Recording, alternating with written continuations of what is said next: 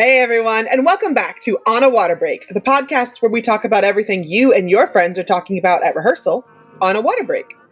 This week's episode is live on YouTube right now, or maybe you're getting the rebroadcast later. Either way, we have a great show lined up for you. We're first going to find out what made Trish said. And I'm not getting any Melissa Gorga on display. And why Steven said. I feel like they're taking a lot of steps to try to do more. All this and more on this week's episode of On a Water Break. 8 off the mat and go. Welcome to On a Water Break, the podcast where we talk everything marching arts. Everyone, bring it in. It's time for a water break. Hey everyone, it's Jackie. We have a great episode this week, and we are going to absolutely twirl it out. If you have questions or if you want to be part of the broadcast, feel free to reach out. If you're watching over on YouTube, hit us up in those comments and let's get this going. Before we see who's on the sidelines this week, though, make sure you go and subscribe on your favorite listening app, write us a review, share this episode with a friend. If you have a good topic to talk about, or if you have a question for us to answer, email us at onawaterbreakpodcast@gmail.com, or you can DM us on any of our social media. We also have a form to fill out if you want to be a guest. You can check that out at our link in bio. Let's see who's on the sidelines this week. Trish, just back from vacation and ready to hit the ground running on some DCI. Hey, girl, you're on mute. Oh, hi, everybody.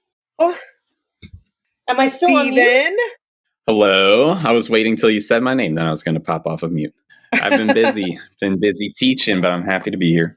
Nick, Ricardo, I saw on Facebook you just got done with a very exciting week at camp.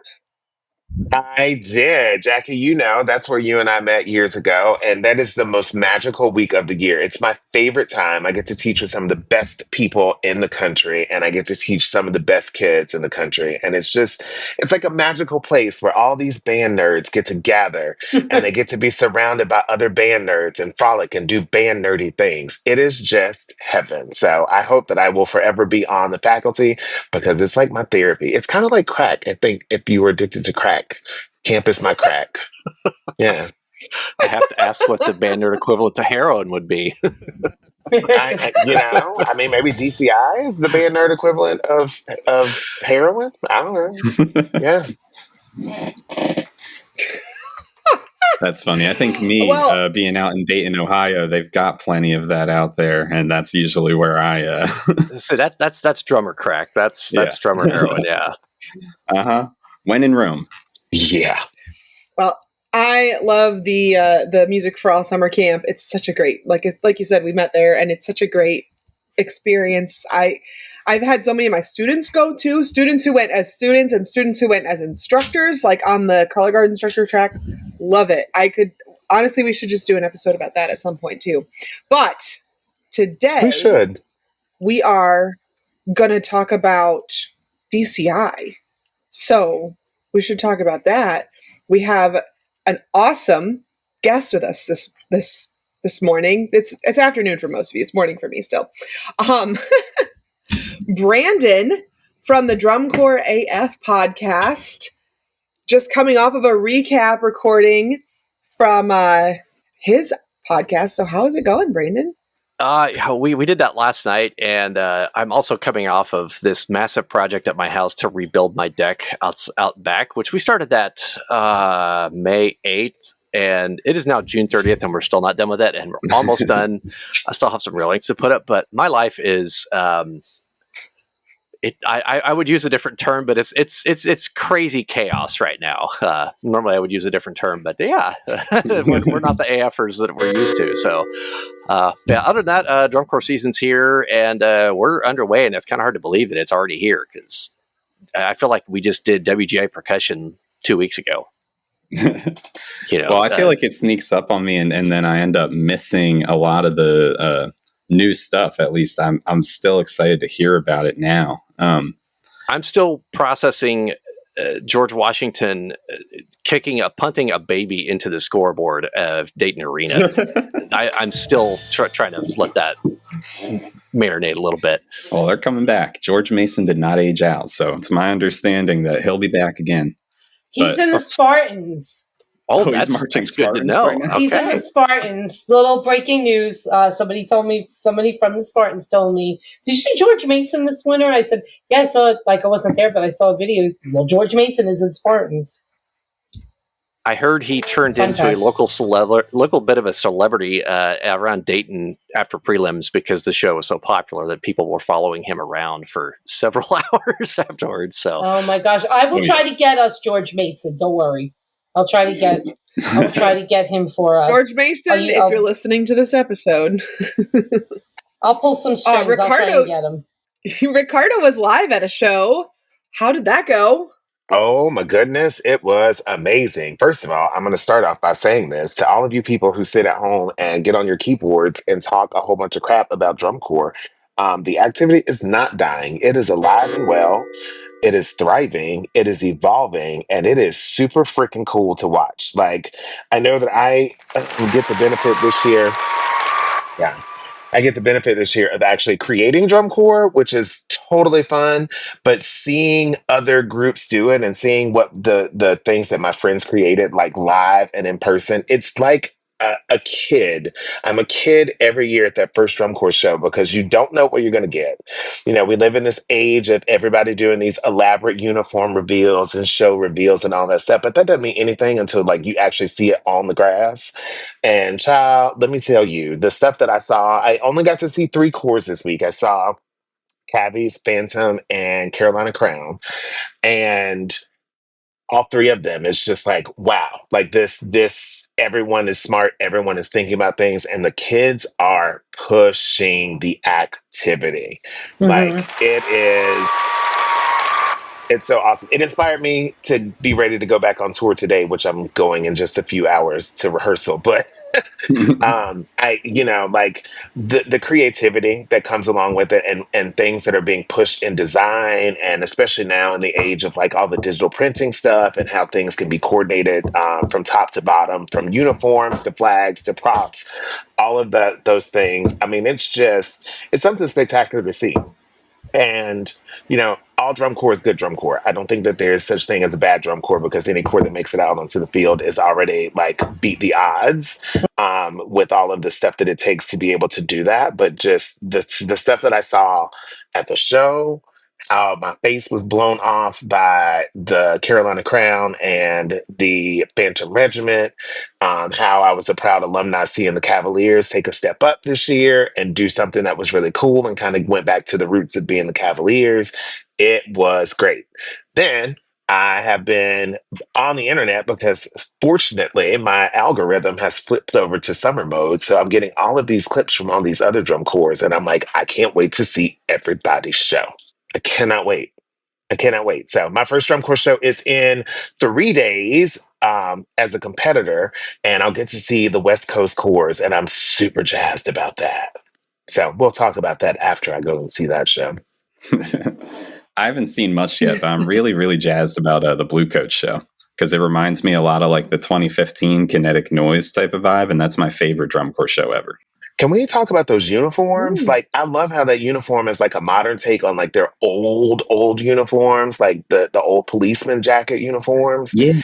And the clip that I have seen so far, which I'm gonna rant and rave on this, they have this giant swing flag that they open with, and it made my heart so happy, because I don't know who made the rule that we can't have swing flags in drum corps, but I don't like that rule, and I'm over it. The only argument I have ever heard for it is that's so bando. Guys, drum corps is just advanced band. That's literally all it is. Drum corps is bando. So bring back swing flags. 2026, if I'm designing the show for somebody gonna have a swing flag, and everybody's gonna love it because it's gonna be beautiful, and we're gonna get them GE points. Love me some swing flags. I'm excited to see that. To piggyback on what Ricardo was talking about, we recorded for Drum Corps AF last night, and one of the themes of discussion was how the Bluecoats feel like they have kind of gone back to their 2013 to 2016 era conceptually, and they're really playing up a lot of the tropes that they did during those 3 or 4 shows, and you can see that they're doing that in addition with what they're using to push the activity forward through kind of what they did between 2022 and last year. A lot of E flat major 7 third inversion chords, that D on the bottom with the E flat up top. But I also want to point out that this is the first year in a while that we've had a net gain in total cores in the activity participating this year as compared to the previous year, especially with all age and the former DCA crowd. We actually have 15 or 16 ensembles participating this year. I think we'll get 14, maybe 15 to Indy, but we'll see how many get down there. It's going to be a fun year. I didn't realize that, but that it kind of reminds me too. I feel like I see DCI doing a lot of the old stuff it used to do, and I know they just got a new CEO recently. I feel like they're taking a lot of steps to try to do more. Like they're bringing back the theater show, the one where they Yes. Do the Fathom events in movie theaters around the country. Yes. That's coming back. I'm so excited for that. They actually, tour premiere, they've been doing tour premiere in theaters for a while now. They actually ended up killing off the prelims event in theaters last year because that apparently was losing a lot of money. Mainly just because the theaters aren't going to make much from that, and we're not going to make anything from it because it's how do you charge for that? I fear for that when I saw they were bringing back Big Loud and Live. I fear for that because I used to love that. A bunch of my friends would go to the theater right here at Garden State Plaza. Like we would all go meet up.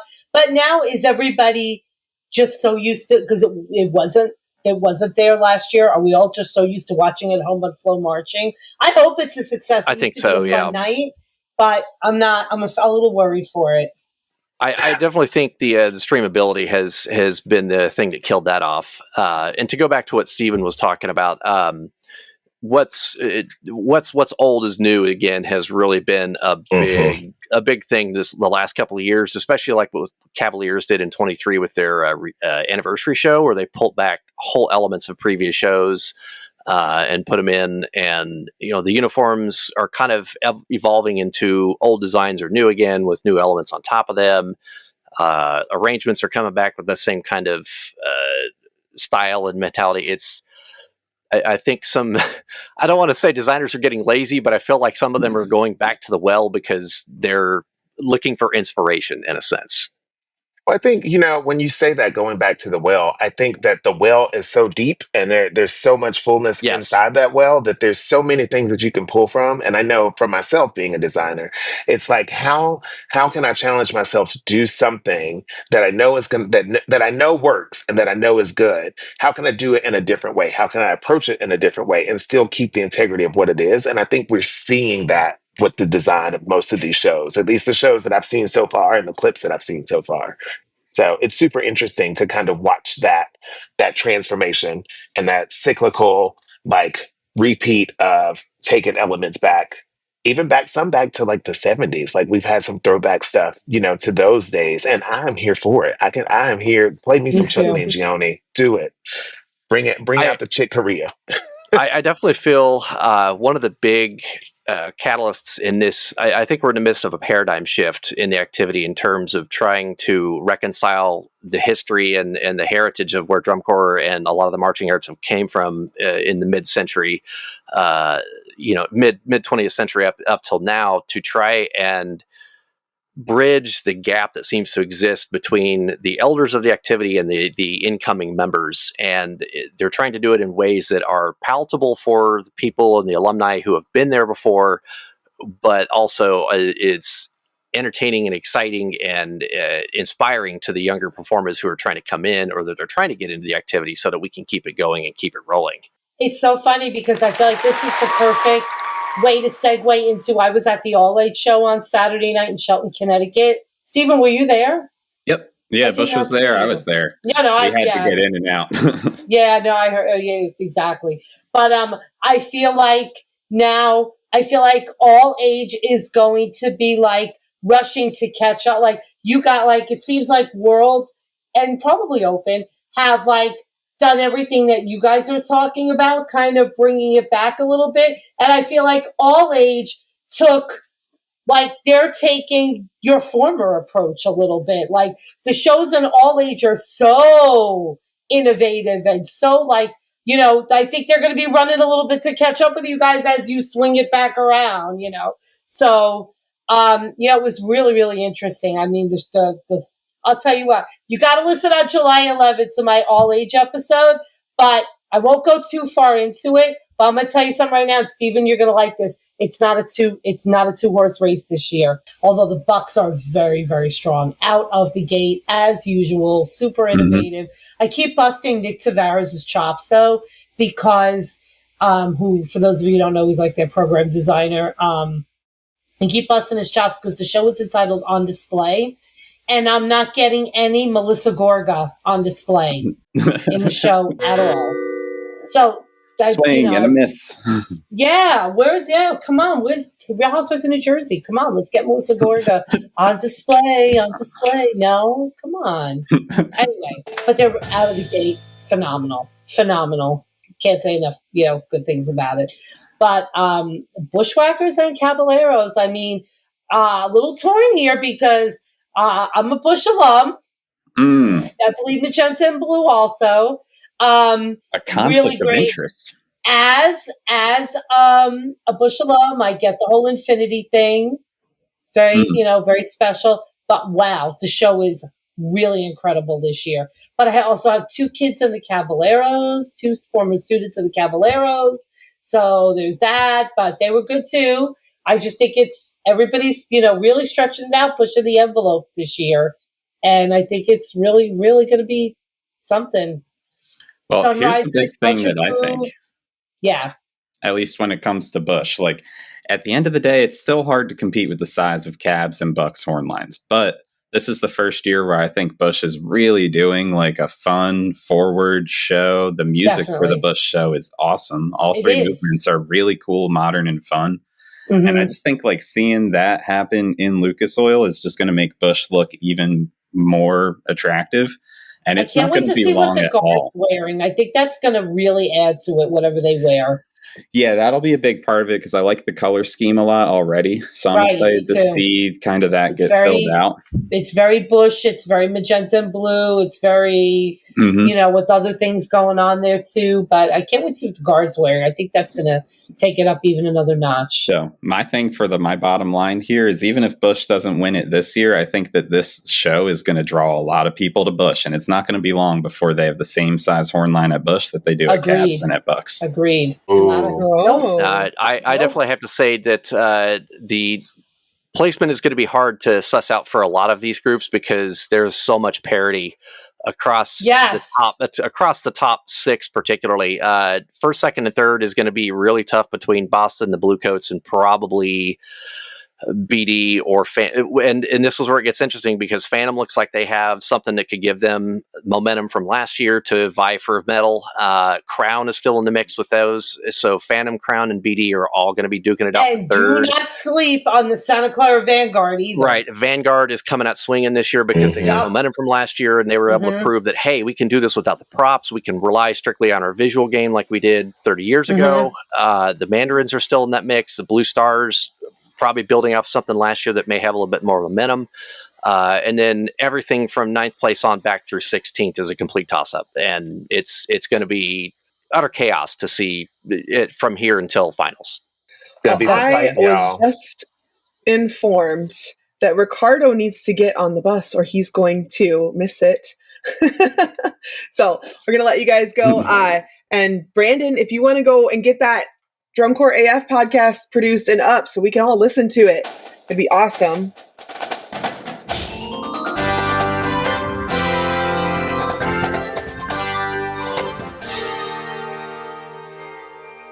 Celebrating its 25th anniversary, Guard Closet was founded as a consignment shop in 2000.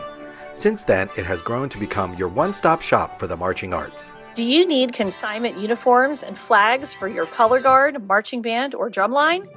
We have thousands of sets of consignments in stock and ready to ship. Do you need show design and custom choreography? Our designers have years of experience in the marching arts. Do you need to sell your items and clear out your storage areas? We take in more than 600 sets of consignments each year. and return hundreds of thousands of dollars to our consigners for their sales. Do you need to have your students order shoes, gloves, and other equipment? We can set up a microsite for easy student ordering of a wide variety of items. Do you need custom costumes or flags? We can help get you great designs from our team through top vendors like Show Day Designs. Have you listened to our podcast On a Water Break? Weekly episodes and bonus content keep you entertained and informed with what's going on in the marching arts. For over 25 years, Guard Closet has been here to help. Check us out at guardcloset.com or follow us on social media.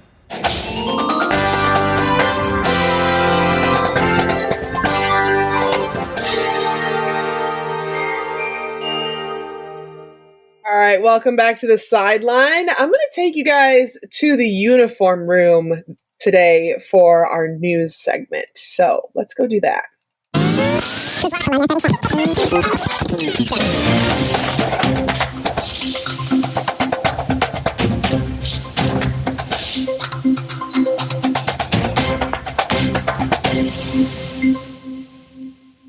I am so excited that this worked out because we actually have a newsmaker here with us on the pod today on the live show.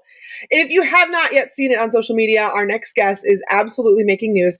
He's trying to win a contest. He made an entire band uniform out of duct tape. So everybody, please welcome Nicholas Moore. Now, of course, when I knew we were going to have Nicholas on, I immediately thought about one of my good friends who is a band uniform designer, so super professional here, Brent Becker. Hey, Brent. So I think we had you on our previous show that we used to have, but this is your first time joining us on a water break, right? So we need to get your 32 count life story. Sounds good. Yep. All right. You know how this works, right? So we're going to give you 8 off the Met, and then you're just going to dive right in and tell us everything that has happened to you from the day of your birth till today. All right.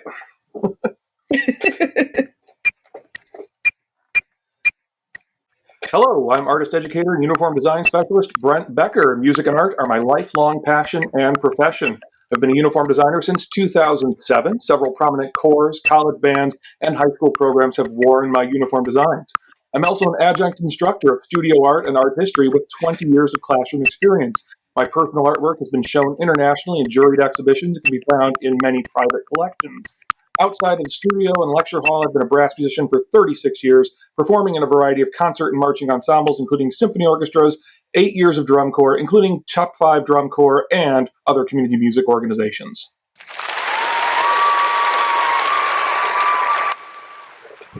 Awesome. Okay, so now that Brent has set the standard, Nicholas, are you ready? Yes, I am. All right. 8 off the Met, and we're going to start all the way from the beginning of your time to now. So I was born and raised in North Carolina, and then in first grade I joined the Boy Scouts, and I'm about to become an Eagle Scout soon. In second grade I started to do science fair, and I found a passion for science and engineering, and I really love it. And then in sixth grade I joined the band and decided to play French horn, mainly because my brother played sax, and I wanted to kind of follow in his footsteps with the band. So, and then whenever I joined high school, I learned trumpet and mellophone, and I'm currently learning baritone, and I have a love for music ever since. Right there, right on the dot. That was awesome. So I got to say, as a science teacher, I appreciate the love of science and engineering leading you in as you joined band, because that's essentially what happened with me as well. And I can see something interesting behind you back there. This was actually a completely new story to me. So I'm curious the why, the how. Tell us a little bit about this duct tape uniform that you're creating and the contest it's for and the whole story here.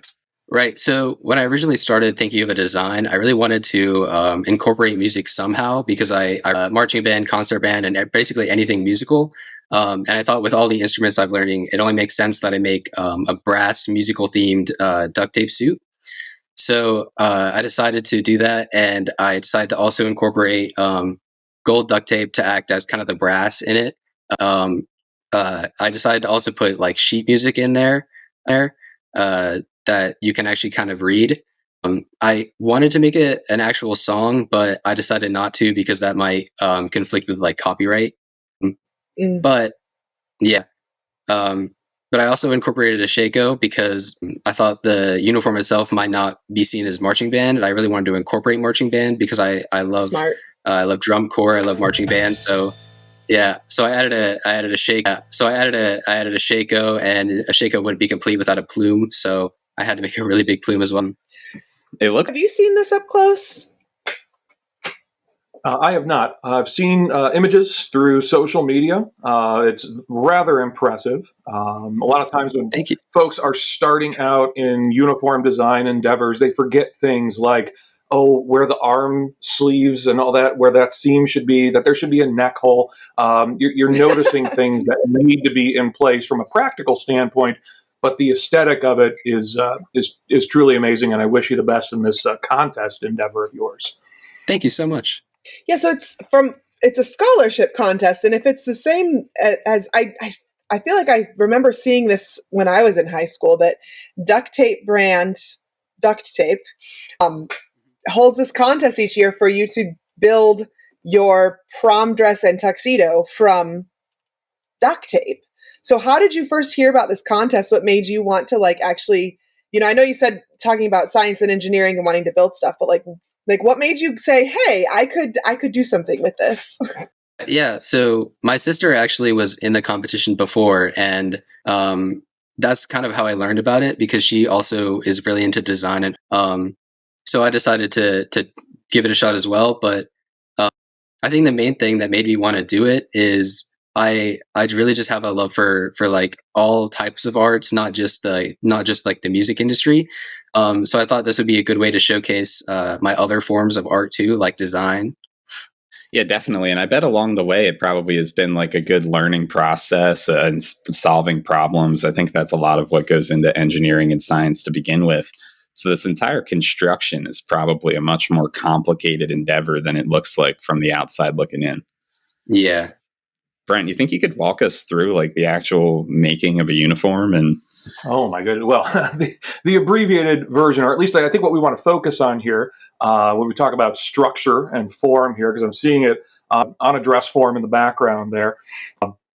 And as worn in the images that have been circulating through the interwebs, it needs to have a certain amount of structure. I'm curious, Nicholas, did you look at a pattern? Did you go over an existing men's suit form or tuxedo form? What was your process in terms of getting that structure that reads as a structured garment there? Yeah, so I used kind of old clothes as a foundation or a base to tape over. But actually with the jacket, I needed to make it a little longer just because of how it designed better. So I actually sewed on some muslin to the end of the suit jacket in order to tape over that as well.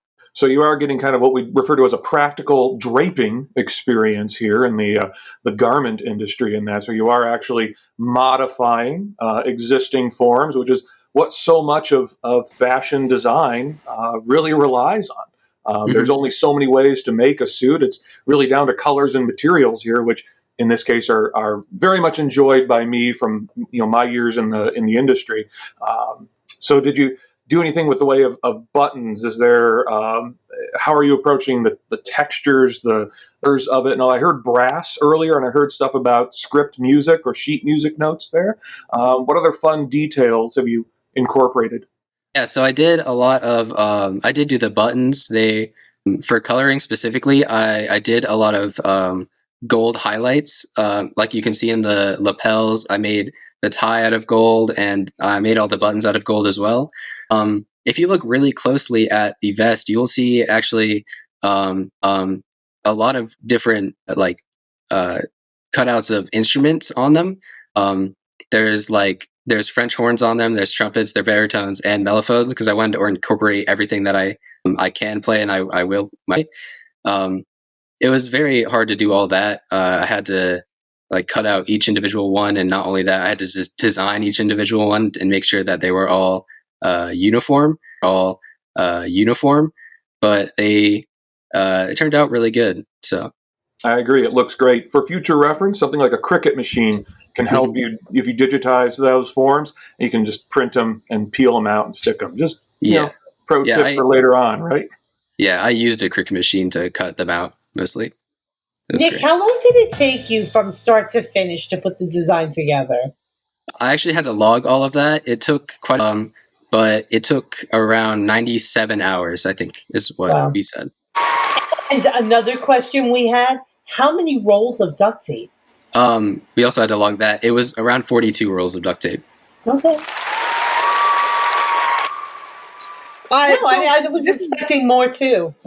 Yeah, this is a contest for scholarship. People can vote on it, so it's based on votes from the public. How do people find this and vote for your design? So it's on the Duck brand website, and also with my social media links, I post out links to voting and QR codes to voting. And I have friends who run I have some friends who run like restaurants, like some family friends, and they put up like QR codes in their restaurant. And I'm also making little like button pins that have the QR codes on them, in order so I can just hand out to people and they can go vote online. Awesome. Well, we need to let Steven go to his rehearsal, and let's all go vote. Let's go do that right now. Yeah, I'm going to go vote right now. You should too.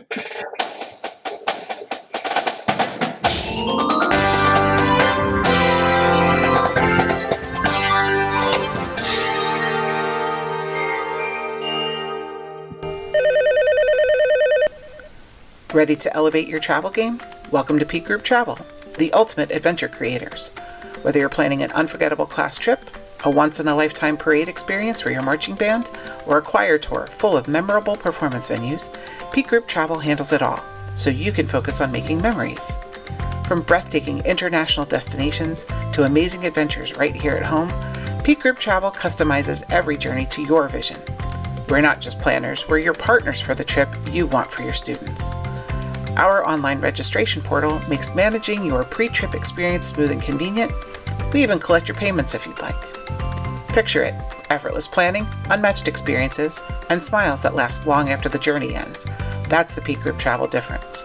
And if you choose to partner with Peak on your next tour, and you mention that you heard about us on the On a Water Break podcast, you'll earn a $100 trip credit. Discover why groups everywhere trust Peak Group Travel. Follow us on Facebook, Instagram, and LinkedIn, and be sure to visit peakgrouptravel.com today. You pick the date, and we'll make it great.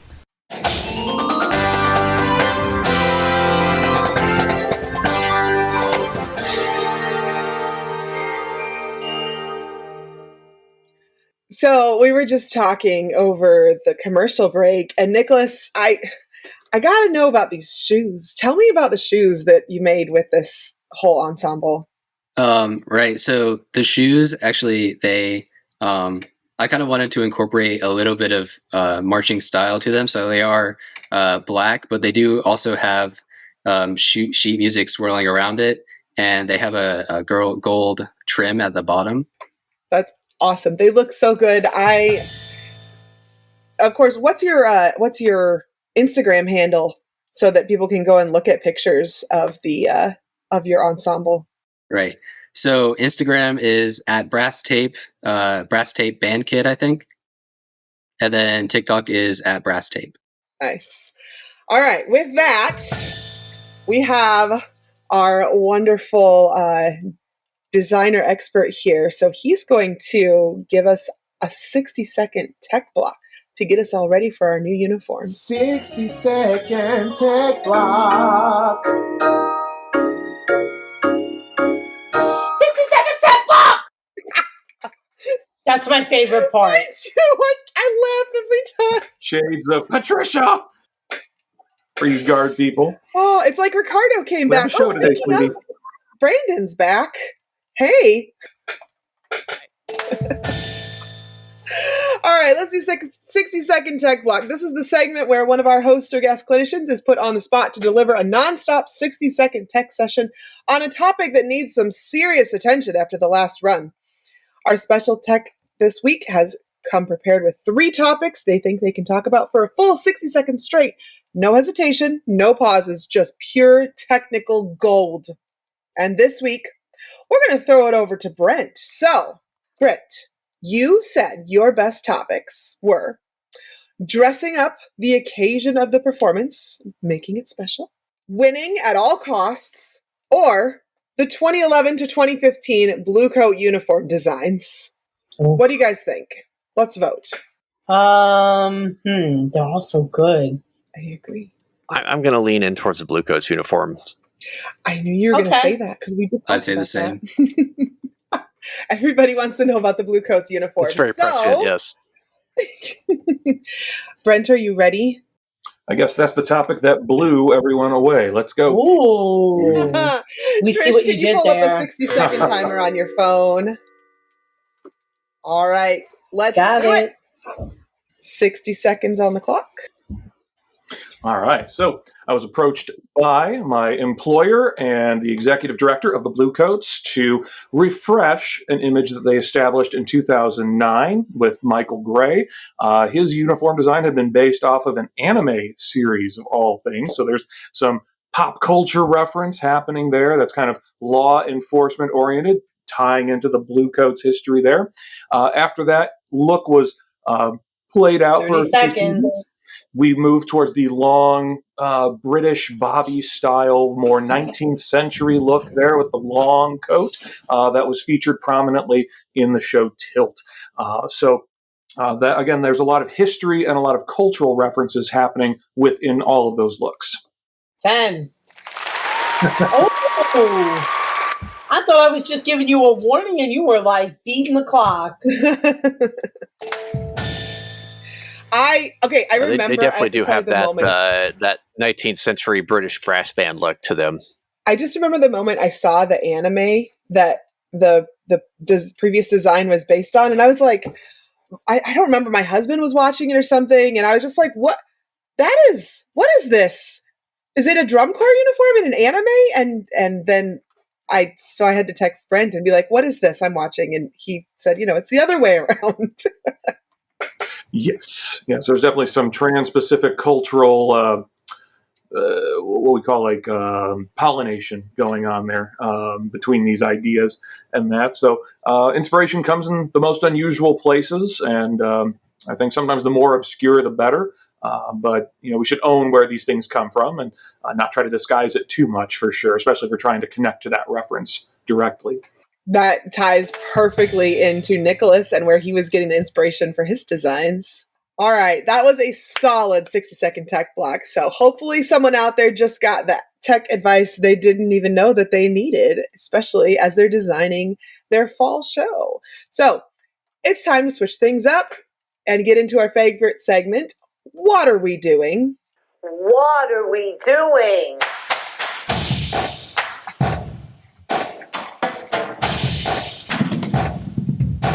What are we doing? All right, this is the part of the show where we let you let loose a little bit, or maybe a lot. This is your chance to rant about something in the marching arts that just doesn't make sense. Maybe it's a tradition that needs to go. Maybe it's a habit that performers can't seem to break. Maybe it's something that makes you think, why are we even doing this? Or why haven't we started doing this yet? Whatever it is, this is your moment to call it out. So who's got something they need to get off their chest first? Trish?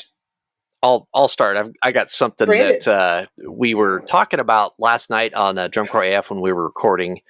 What are we doing with, and this is a common complaint that's been around for a couple decades, so it's not necessarily new, but it's starting to become actually a little bit of a thing, I think. Maybe it's just because I'm getting old.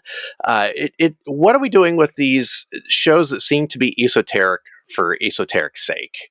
Where are the show concepts that are accessible to the audience member and the people in the stands that don't have access to the show notes or the program notes? Where is the digestible concepts and music and repertoire and themes that are are consumable at face value without having to have a dissertation to go with them. What happened to those? We don't have to go over the show bands and HBCU universes. They still have the ability to do that, to put something on the field that is immediately consumable and recognizable. Why did we go away from that? It is the quest for GE so sacrosanct that we cannot maintain some kind of accessibility.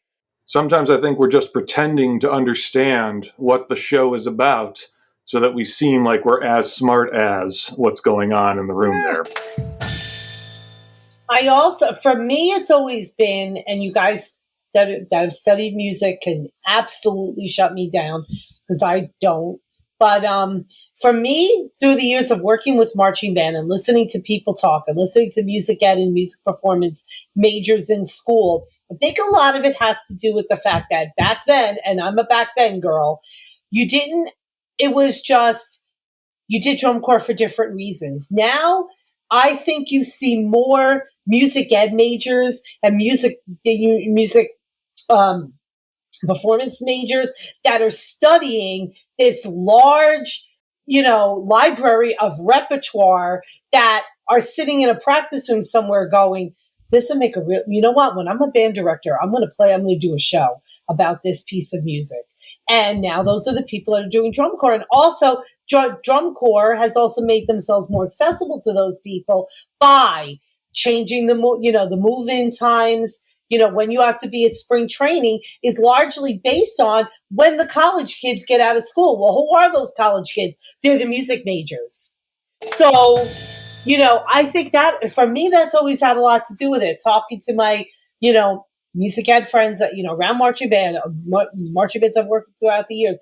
Oh, they know this piece by Mahler and they know this piece by, and I'm like, don't even give me the score. I need the MP3 to write the work. Like, I don't know anything about that. But I think that has a lot to do with it. That it's geared more towards music, people that are studying music in college and want to be marching band directors or want to play in, the Met someday or whatever.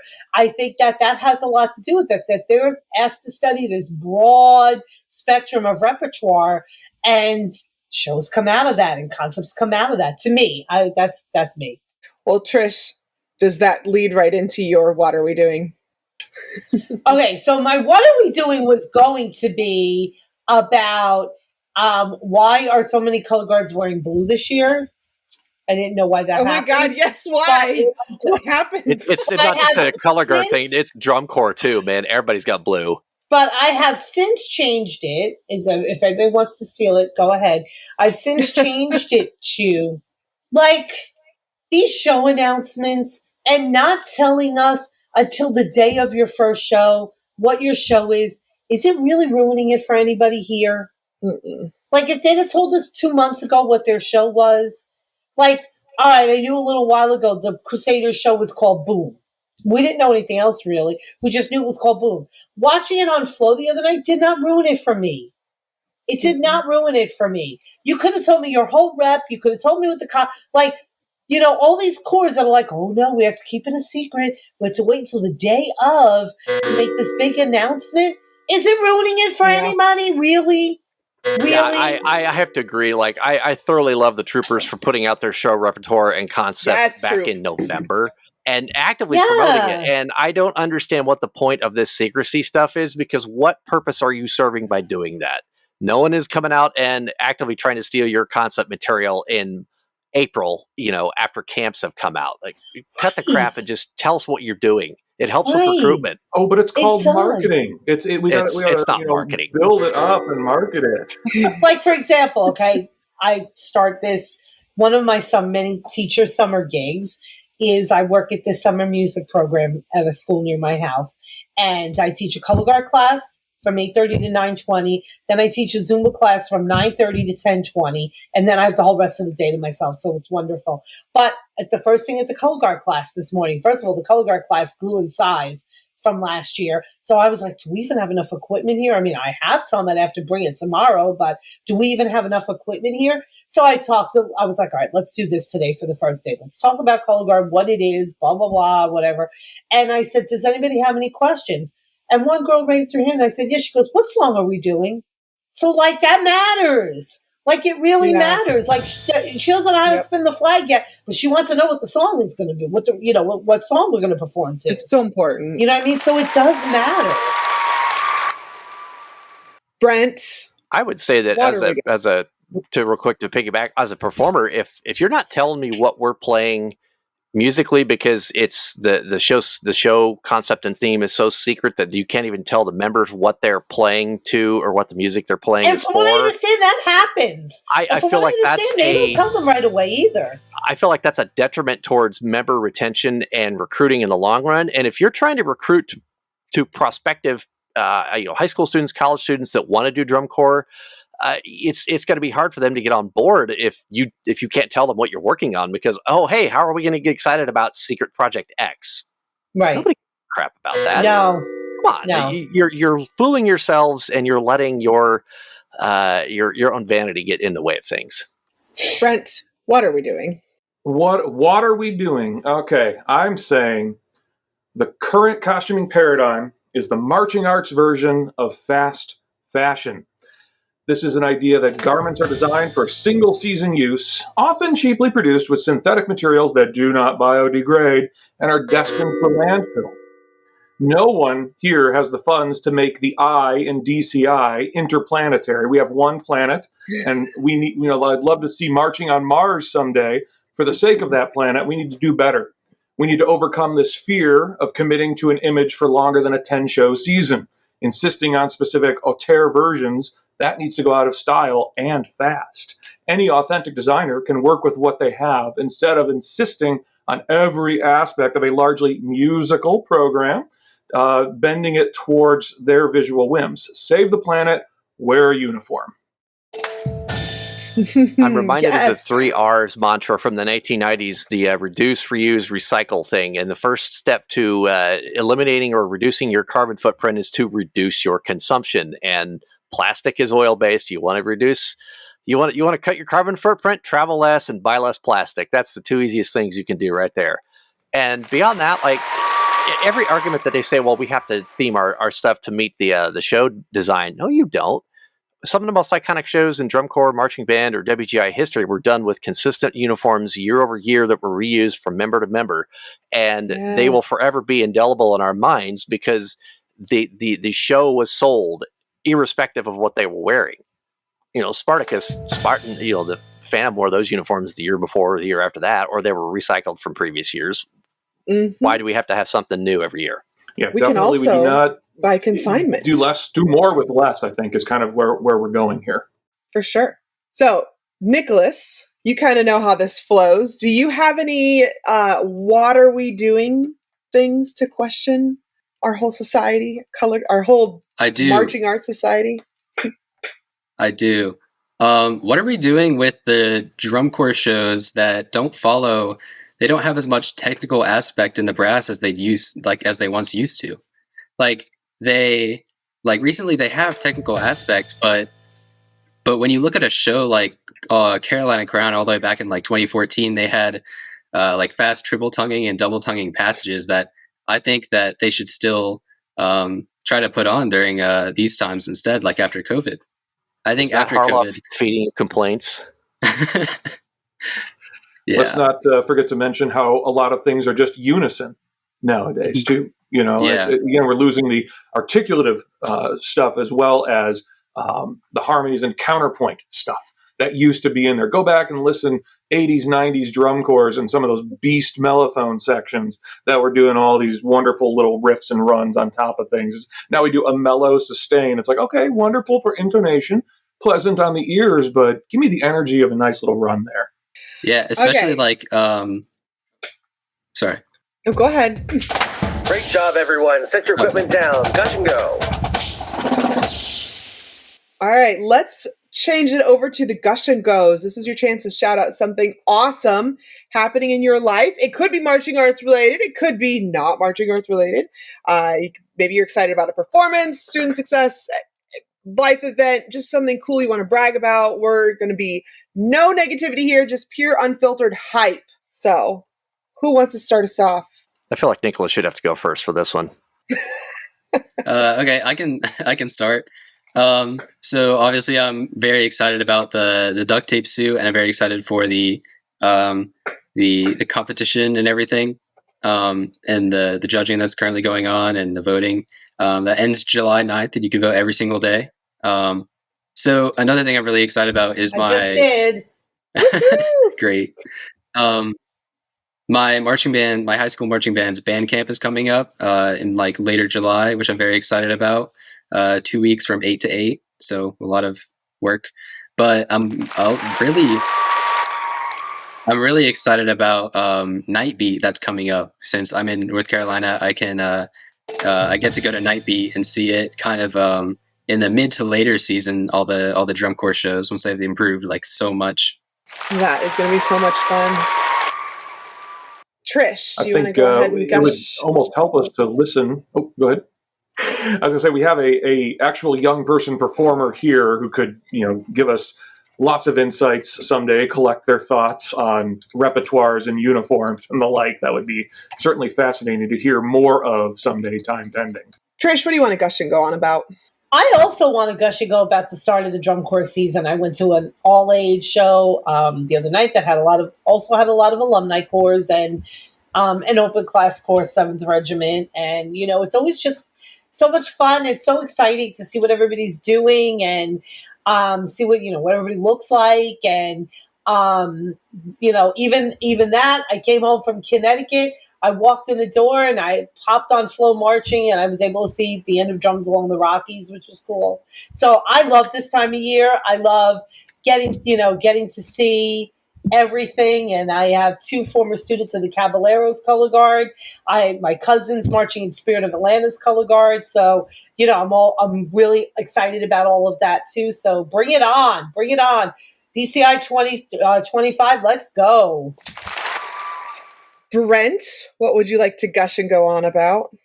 I think mine is bittersweet in that my child is entering their final season of high school band camp here, and they're starting their rehearsals up. And it's my last time to be that band parent. So it's again, it's nice to see, but it's like this is the last time I'm like that kind of connection to what I'm doing, as opposed to designing for other groups and that sort of thing. So I got to design the uniform that they wear. So it's really, again, that bittersweet, but ultimately positive thing, because you want your kids to spread their wings and move on from where they are. Brandon, you want to gush and go? Yeah, I've got a couple things. One of my students auditioned for the K-State drumline and made the snare line on his first time up as a junior, which is good. We haven't had anybody repped on their drumline in a couple of years from my institution. My deck is almost done, and drum corps season's here, and I wasn't ready for it this year, but it's here, and I'm here for it now, so it's going to be fun. I get to go to one show this year. I unfortunately don't get to go back to finals until maybe next year, so yeah. Hey, it's called Gush and Go, not Gush and Stay. Let's go.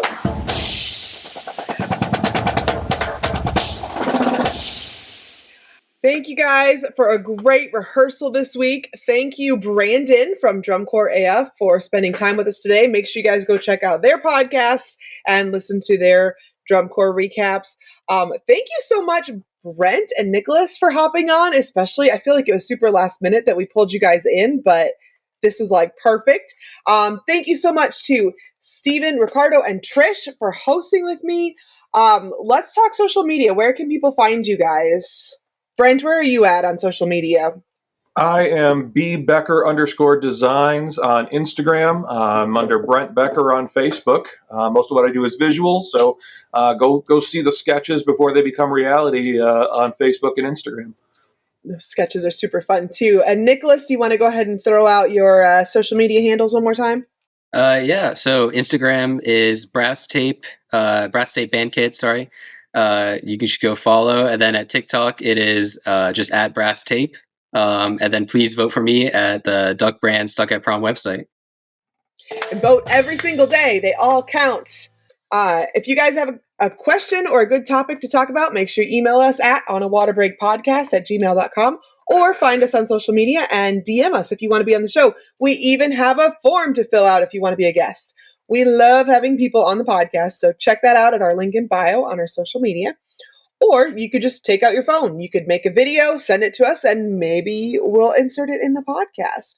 One more thing, don't forget about our YouTube channel, which we are on live right now. Go and subscribe to our show so you can see us on there. You can catch up with the lives. You can make comments, all that sort of good stuff. And before you close out your podcast listening app, go subscribe, write us a review, share this with a friend, follow us on all of our social media at On a Water Break, and we'll see you at the next rehearsal on a water break. The On a Water Break podcast was produced by Jeremy Williams and Christine Ream. The intro and outro music was produced by Josh Lyda. To learn more, visit lydamusic.com. And until next time, thanks for tuning in.